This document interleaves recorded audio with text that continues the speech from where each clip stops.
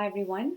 So today we will be talking about how you could do really well in an in-person interview. So in my last video for the phone interview, I talked about six main things that you need to really, sort of prepare for before your interview.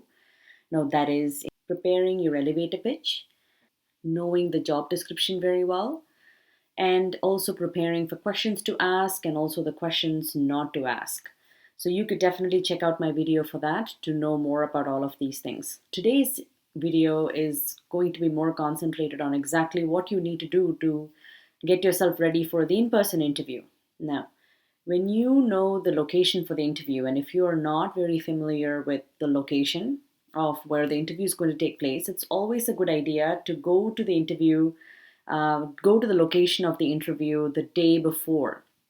Whether you'll be going by the bus or the train or the cab or whatever it is, go there the day before just so you know how long it takes and how the traffic's going to be and all of that. So it's just one less thing for you to worry about on the day of the interview. Okay. On the day of the interview, let's talk about dress code first. Definitely, it is a given that you need to wear, a formal attire. You don't need to be in a full suit. If you don't have a suit, don't stress yourself out. You really don't need a full suit. If you have it, that's great. But if you don't, just wear a good business casual sort of dress. Now, business casual, a very nice shirt, formal pants, formal shoes. For ladies, it will be formal skirt or a formal pant is fine too, and a formal shirt. Or a nice dress for ladies is okay as well, as long as you look very presentable. No jeans, obviously, no torn jeans, especially. No t-shirts and such, and no sneakers. And the way you dress, the way you look is very important. But I have to stress here that how you smell is also very important. So make sure your, whatever dress you've picked out to wear for the interview has been dry cleaned or washed. It doesn't have any smell attached to it, like no strong cologne, perfume, or you don't have any body odor sticking to it. Just be very, very careful of how your dress smells on the day of the interview, because you never know how sensitive your interviewer is going to be to smell. So your interview may end even before it gets started. So you definitely want to avoid that. The next thing is, on the day of the interview, you will have to go to the interview location maybe half an hour before, okay? To the location, not to the interview, right? To the location half an hour before. Maybe, go to a nearby coffee shop or something like that. Try to relax, get yourself into the mindset of the interview. But you will walk into the interview just 5 minutes before. Now, the reason I say that is because if you walk into the interview half an hour before, for example, it shows how desperate you are to get the job. You definitely don't want to do that. Shows that you have no respect for someone else's time. And some interviewers get a little put off by the fact that someone's waiting for them. Your interview's at 11. What is this person doing here till 10, from 10:30 onwards? So it kind of puts them off a little bit. And when you walk into your interview, what should you be doing? You should just be sitting there. Your cell phone has to be out of sight, okay? Not on vibration, not on silent, you checking on YouTube or, Facebook or Instagram or whatever. No, okay? So make sure your cell phone is out of sight, it's off, and it's completely put away. And also this shows that you're very, focused. So you go there, you're waiting in the lounge or, the reception area, and it shows them that, you're just sitting there reading the magazine and you're just waiting for the interviewer to come get you. And typically, remember, you're walking in there only 5 to 7 minutes before. So you're not going to be waiting for long before the interviewer comes and gets you. Now, if the interviewer is getting late, okay, say he's 10 minutes late, 15 minutes late, sometimes half an hour late, it may be on purpose. You never know, right? It may be for them to check how you handle that kind of a situation. Are you getting flustered? Are you getting annoyed? Are you getting irritated? Or are you just calm and composed and you're just going about reading your magazine or whatever it is that you have in front of you, okay? So just be very mindful of that. And one other thing I forgot to mention, like when you walk into the company that's interviewing you, you would be going to the reception area first, right? To let them know that you're here for the interview, you're here to meet with Mr. So and so. So be very nice to the receptionist, okay? Be very nice to the receptionist. Sometimes, after the interview is done, the interviewer may ask the receptionist, how you were with them. How did you greet them? Were you nice to them? Did you have a nice smile? How were you? Like, they would ask questions like that. It has happened to a lot of my candidates as well. And I've done that personally myself as well. So next thing you need to remember is when the interviewer comes and gets you now, you've been reading the magazine, so you put the magazine away and you get up and you look him or her in the eye and you shake hands. And how should you shake hands?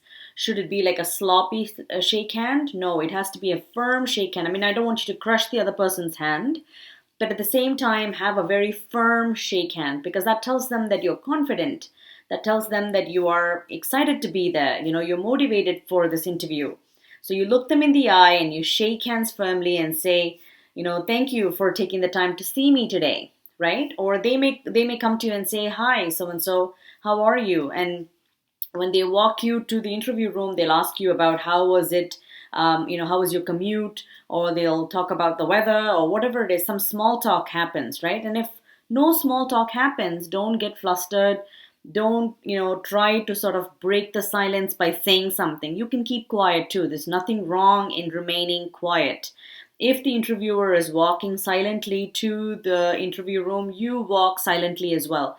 Remember, the more you copy, how the other person is, the better chances of him or her liking you, right?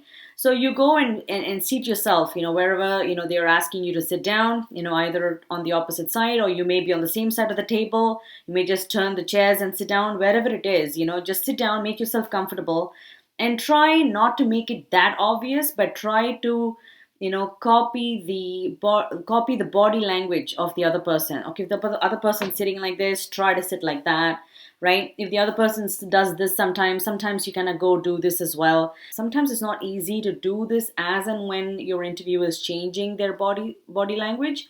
But if you do, you people like themselves, right? So that's what you're trying to get at over here. So you're trying to do what they're doing just so they you are liked by them.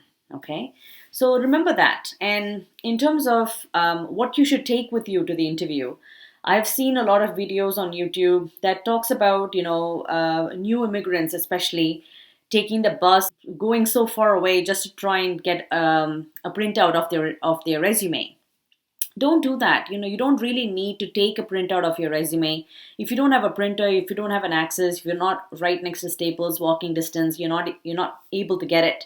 It's not a big deal, okay? Because you will have sent your resume to the interviewer and they will most certainly sort of take a printout of that before coming into the interview room. Or before the interview, you could just send them a quick note saying, I don't have access to a printer. I hope you're able to take a printout of this resume and I'll see you tomorrow. I look forward to it. You could send them a quick note so they understand or they expect that you're not going to bring a resume with you, okay? So that's totally okay. So don't get stressed out about taking 2-3 buses to go to Staples or whatever to take a printout. Now, what you need to definitely take with you though is maybe a notepad. And the reason I say that is even though you're not the type to really sit and take notes when someone's talking, when you are in an interview, it always gives a very good impression when you are with a notepad. And what you do with a notepad is this. You keep it there when the interviewer starts talking. You basically, you let him know, if it's okay with you, I will be taking some notes down while you speak. And he'll say, yeah, sure, go ahead. And while he's talking about the company, while he's talking about the position, okay, once they're doing that, you would take notes. And when you ask questions like who is an ideal candidate, these questions I talked about in my previous video. So you need to make sure that you are taking notes down. If they say we're looking for someone who is, who can work with, minimal supervision, who's excellent at Microsoft Excel, for example, I'm just taking examples, you would take those things down. And another reason for taking those things down is when it's your chance to talk. you are basically talking to each of those points. So if they basically said, yes, we're looking for someone who's a self-starter, we're looking for someone who's excellent at PowerPoint because we'll be doing a lot of presentations here.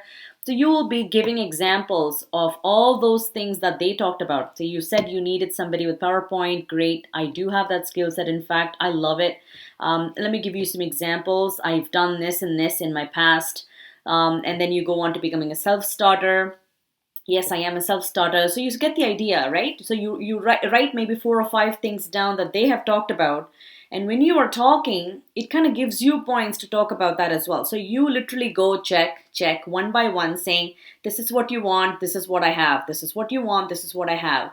So that really tells them that you're very organized in how you go about your interview, right? So it's not like a haphazard, whatever comes to your mind, you're just saying. You're very organized, and you're going through it one by one. And at the end, you ask, I hope I've answered all your questions. Is there anything else you want me to elaborate on? Any of my experience, and then they'll ask you something, and then you can talk about that, right? You can talk about, yeah, for sure, I've done that. Let me give you an example of this, something that I have done. Or always give examples, right? Examples works all the time.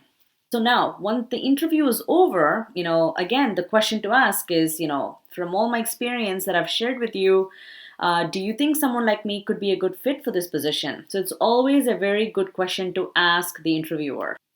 Now, in another video, I will be talking about how you will handle the salary question, which is very important. So let's just keep that to another video. So today is just really trying to get to the interview spot, what you should do when you get to the interview spot, how you patiently wait for your interviewer, how you would, meet and greet them, and the notepad. Don't forget the notepad. So I'm sure if you apply this, you will have some success with your in-person interviews, and definitely drop in a note to let me know how it went. I wish you guys good luck.